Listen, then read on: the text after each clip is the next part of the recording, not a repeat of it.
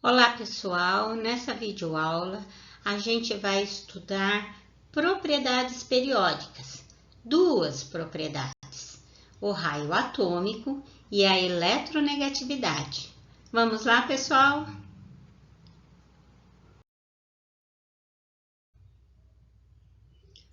O raio atômico é a medida do átomo neutro, ou seja, a quantidade de elétrons igual a de prótons no núcleo. O raio atômico ele é medido a partir de raio-x. A ordem de grandeza é angstrom, 10 elevado a menos 10, ou picômetro, 10 elevado a menos 12. Considera-se o átomo como uma esfera rígida, segundo o modelo de Dalton. Devido à dificuldade de se medir o raio atômico de um átomo isolado, porque a eletrosfera não tem limite bem definido, né? Faz-se a medida de raio atômico a partir, então, do átomo ligado. Então, faz uma média entre a distância entre dois núcleos do átomo em várias moléculas, né? E se tira uma média do raio atômico daquele elemento químico.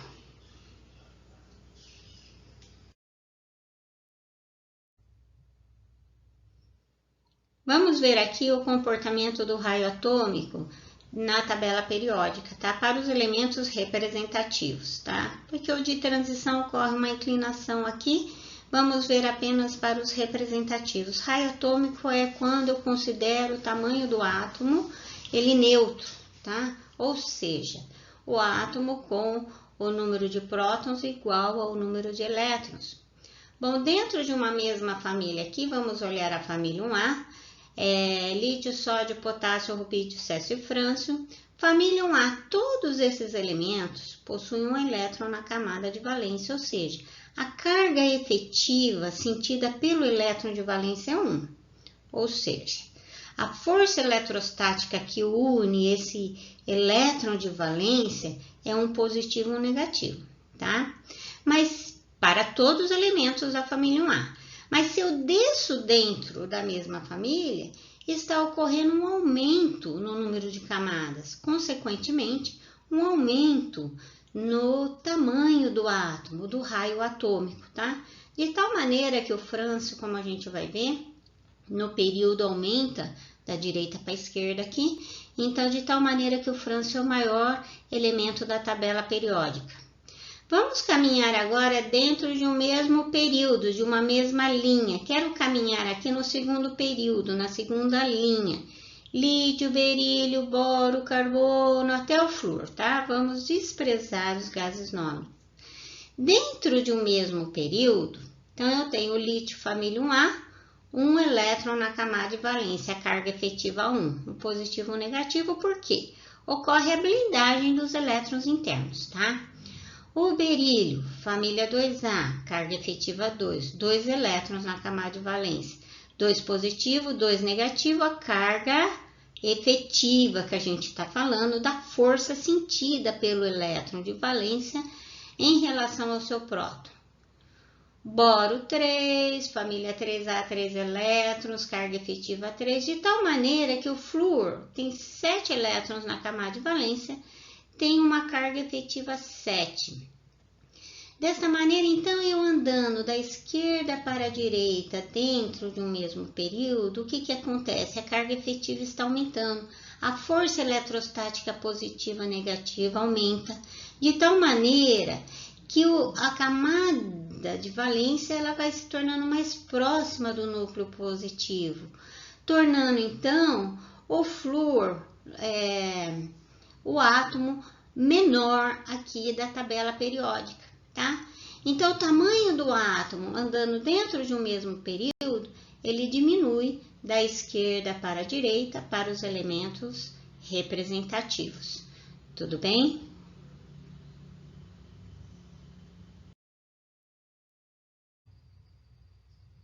Vamos aqui, então, ver a diferença entre o raio atômico e o raio iônico para cátions, que eu peguei o lítio mais, e para ânions, o íon fluoreto.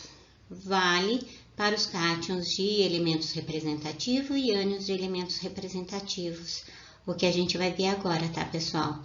Então, nós temos aqui o lítio da família 1A, tem um elétron na camada de valência. Ele neutro tem 3 elétrons e 3 prótons. Quando ele forma o cátion, ele perde esse elétron de valência. Então, forma-se o lítio mais, porque sobrou um próton no núcleo. Quando forma-se o cátion, o elétron de valência ele perdeu, então com ele sai uma camada. O raio iônico fica menor do que o raio atômico. Olha as medidas aqui, o raio do lítio mais, do cátion, é 0,68, enquanto que o raio do átomo neutro é 1,34, maior, sim, porque tem uma camada a mais, tá certo? Para os ânions, nós temos aqui o caso do flúor neutro formando o fluoreto. Né? O flúor neutro, ele tem 9 elétrons, 9 prótons, 7 elétrons na camada de valência. O flúor é muito eletronegativo, ele tem tendência a receber elétrons ou compartilhar, então aqui ele está recebendo um elétron e formando um ânion fluoreto. Quando entra um elétron na camada de valência, né, formando 8 elétrons na camada de valência, elétron é negativo, os elétrons ali também são negativos, ocorre uma certa repulsão elétron na camada de valência com a entrada de um elétron, né? Dessa maneira, então, a camada se expande a fim de acomodar esse elétron que está chegando, tá? Dessa maneira, então, o ânion fluoreto tem raio maior que o flúor neutro. Olha, o raio medido do ânion fluoreto é 1,33, enquanto que do flúor é 0,71. Ok, pessoal?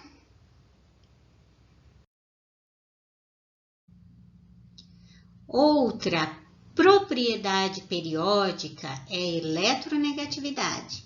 Por definição, eletronegatividade é a tendência que o átomo tem em atrair elétrons para si. Vamos ver esse comportamento, então, na tabela periódica.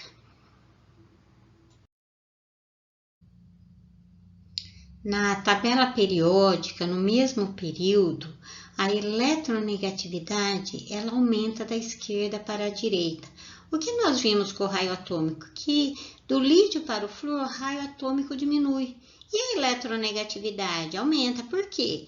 O flúor é um átomo pequenininho, né? E os ametais são átomos menores do que os metais, tá? Então, o flúor é o menor átomo aqui da tabela periódica. Ele possui os seus elétrons próximos do núcleo. A força eletrostática é intensa, então a tendência de perder elétrons é muito pequena. Ele tem tendência em receber ou compartilhar elétrons. Então, nós podemos ver aqui pela escala de Linus-Pauling, a eletronegatividade do flúor é 4, é a maior que existe. Enquanto que a do frâncio, que é um átomo grande, com os elétrons distantes, a eletronegatividade é muito pequena, menor do que 1, tá? E essa é uma tendência, a eletronegatividade é baixa para os metais, a gente fala até que eles são eletropositivos, e a eletronegatividade é alta para os ametais na tabela periódica, aumentando então da esquerda para a direita, dentro de um mesmo período.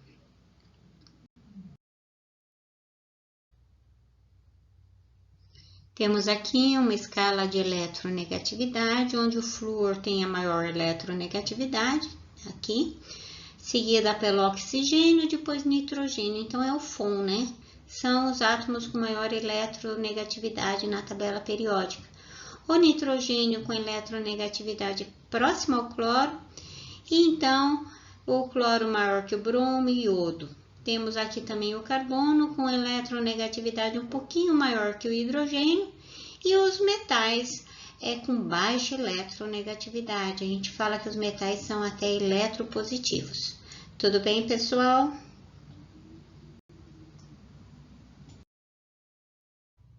Desta maneira aqui estudamos então duas propriedades periódicas. o raio atômico, comparamos com o raio iônico de cátions e ânions e estudamos também a eletronegatividade. Bons estudos, pessoal, e até mais!